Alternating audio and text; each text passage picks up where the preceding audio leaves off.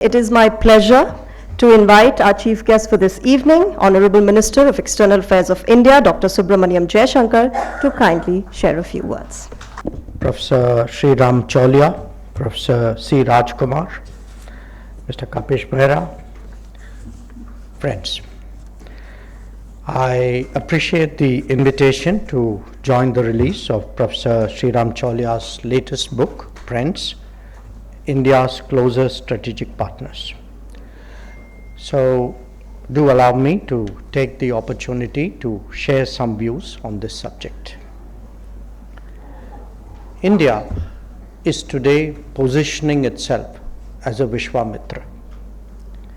We seek to be friends with as many as possible. This obviously generates goodwill and positivity towards us. It is reflected in the growing contribution we make to global good, and indeed in the closer engagement with the international community. In some ways, this is diplomacy 101. You could even say common sense. If you look deeper, there are cultural and historical factors at work as well, including the fact that we are not a dogmatic civilization. There is a capability aspect as well, which accounts for the self-confidence with which we approach the world. Now, because we are friendly, does this automatically mean that we have many friends? Certainly, as this book demonstrates, the metrics of evaluating relationships make a very powerful case that these have progressed very significantly in India, for India. Yet it is important not to overstate, not to oversimplify, and not to overassume. Life is more complicated than that. Now, the term friends itself has a certain quaintness, a certain, I would even say, an innocence to it. The truth is that relationships develop when interests intersect or at least converge. Undoubtedly, sentiment and values do play a part, but not when divorced from interests. This is the story of each one of the ties that Professor Sreeram Chaulia has examined. Now, personal association with these transformations do enable me to offer my own insights. Three of them, US, Japan, and Australia, have benefited from the Quad. They are actually examples of overcoming the hesitations of history.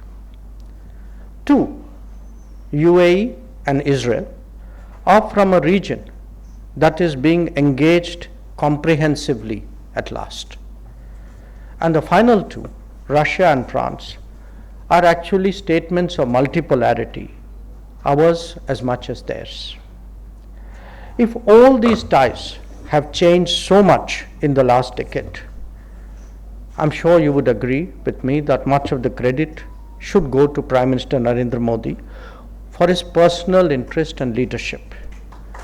Because remember, at least three of them had not even seen a high-level visit for 3 decades. In other cases, there were either pressures on us to limit our interaction, or in a few cases, long-standing ideological doubts to overcome. Now, who is a friend in world affairs is not as easy a question as it appears. Quite apart from convergent interests, there are instincts, trust, solidarity, and respect at play. They explain a lot of the bonding that we often see on the international stage. But there are definitely some special ties for us whose very nature merit deeper analysis. In fact, I would even say hard questions. So let me foray in that direction.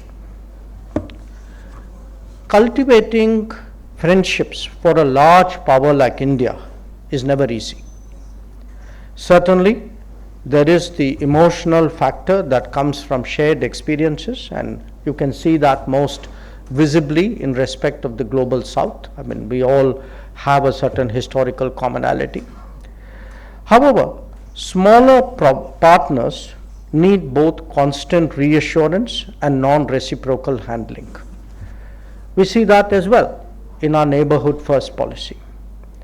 Whether it is our actual capability or potential one, our presence in the world order today also attracts competition. As we move towards becoming a leading power, this will only grow. Even friendships will not be without some hedging. Relating to other major powers is also a challenge in itself. The more global they are, the broader are their range of activities and interests. Some may converge more, some less so, and at times, in fact, some may even diverge. Sometimes, friends have other friends who may not necessarily be ours. They may, for example, reflect the dilemmas of the old order and the new. It is therefore essential that we never confuse convergence for congruence. Friendships are also not exclusive, particularly so in a multipolar world. It is only to be expected that others, even friends, will seek to maintain their option while restricting ours. You will, from time to time, hear that our contemporary realism is projected as some kind of inherited dogmatism. Believe me, this is really a mind game at work. Some friends may also be more complicated than others. They may not always share the same culture of mutual respect or ethos of diplomatic etiquette. We have from time to time seen comments on our domestic issues accompanied by a professed desire to have honest conversations. However, the same courtesies are rarely accorded to the other side. What is freedom for one can apparently become interference from the other. The fact is that sensitivities like sovereignty and territorial integrity will always be a factor in evaluating partners. So let me, as a practitioner, conclude by highlighting what friends are and equally what they are not. They are about comfort and convergence with an easy ability to work with each other. They are about mutual respect, understanding the compulsions of the other party, and maximizing common ground. Friends are not always black and white, nor will friendships be linear in their development. They may have their challenges, but are no less for it. Friends, in the final analysis, are always work in progress. So, in an imperfect, competitive, and evolving global order, let us take this approximate judgment of friends and use it as a convenient yardstick for analysis. This book brings out how much progress we have made in the last decade. I'm confident that its next edition would be even longer. Thank you very much for your attention.